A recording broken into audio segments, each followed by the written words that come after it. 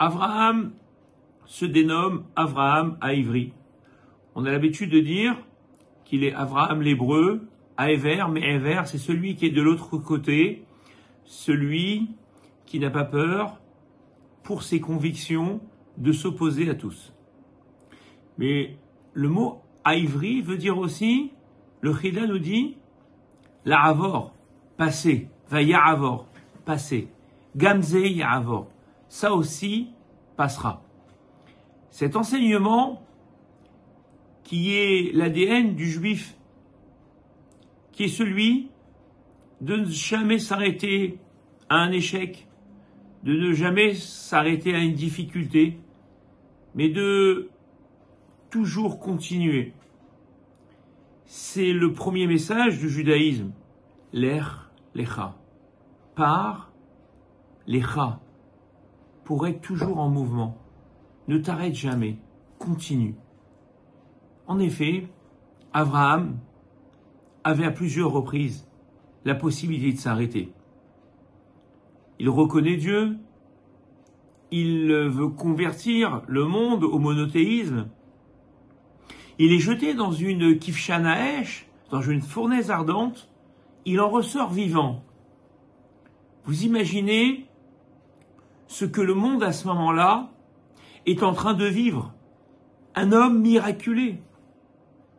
Forcément, il allait maintenant pouvoir accomplir sa mission en convertissant un nombre incroyable de personnes qui allaient croire en Dieu. C'était le témoignage incroyable de cette foi en un Dieu unique. Et là, alors qu'il pense maintenant faire sa vie ici, Dieu lui dit, Lech lecha, pars. Mais là, Abraham peut se dire, mais Dieu, mais faut pas que je parte. Maintenant, j'ai un renom ici. Je suis reconnu, je suis devenu le baba salé. Tout le monde a reconnu le miracle qui m'a été fait. Dieu lui dit, Lech lecha, pars. Et Abraham part. Il part pour aller où? Pour aller vers une terre où il y a la famine. Où viennent de naître des guerres. Et là, il n'a personne donc à qui parler, il doit partir. Il va en Égypte. Lorsqu'il est en Égypte, on lui prend sa femme.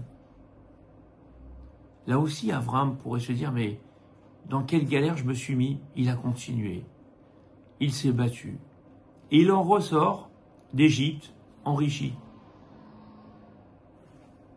Comme ses enfants le feront des années plus tard. Ils sortiront d'Égypte enrichis. C'est la vie d'un juif. La vie d'un juif est celle de toujours se tenir debout, de faire face et de continuer. Parce que l'important, c'est de ne pas forcément vouloir vivre la vie qu'on espère avoir, mais celle que Dieu nous donne au quotidien. Il y a des jours où les missions sont simples, des fois elles sont difficiles. Ça ne veut pas dire que lorsque c'est difficile que je suis pas bien. Ça veut dire que Dieu, aujourd'hui, a décidé que le travail que je dois mener doit être un travail difficile. C'est lui qui le veut, c'est lui qui le souhaite, je m'exécute et j'avance.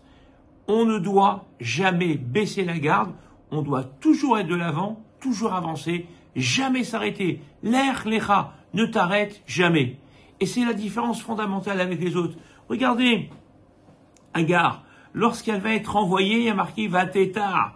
Vateta, elle s'est perdue dans le désert. Et Rachid nous dit quelque chose d'incroyable, il nous dit elle est retournée à la Avodazara de son père. Comment Rachid peut-il savoir que le fait qu'elle se soit perdue dans le désert signifie qu'elle revient vers ses principes antérieurs d'idolâtrie? Les commentateurs nous disent, c'est parce que le texte nous dit, elle s'est perdue. Un juif ne se perd jamais. Un juif n'est jamais perdu. Un juif est toujours là où il doit être. Et c'est ça l'enseignement. on doit prendre les situations et les gérer. Parce que si on est là à ce moment-là, c'est que forcément, on a un rôle à jouer. Un jour, j'étais avec un grand rave. Il devait prendre un train et il était très en retard parce qu'il avait été retenu par la communauté. Et donc, j'ai roulé un petit peu vite. Et il me dit, c'est pas très bien de rouler si vite. Je lui dis, mais vous allez rater le train. Et il me dit, un juif ne rate jamais le train. Alors je lui dis, je crois que je ne suis pas juif. Il me dit, pourquoi? Je lui dis, parce que j'ai déjà raté le train. Il me dit, non, vous n'avez jamais raté le train.